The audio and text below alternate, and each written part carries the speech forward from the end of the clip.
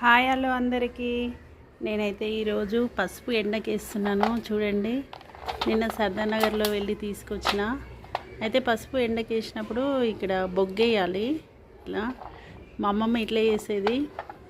బొగ్గేస్తే దిష్టి కాదని చెప్పి ఉట్టిగా ఎండబెట్టకుండా బొగ్గేసేది మా అమ్మమ్మ.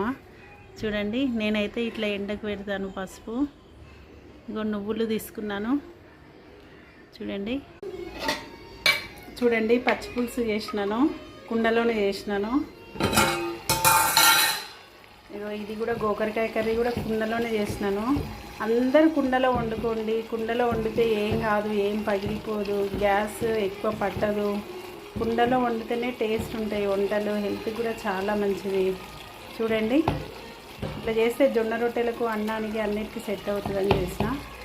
చూడండి, వేడి నీళ్ళు రొట్టెలకు. ఓకేనా?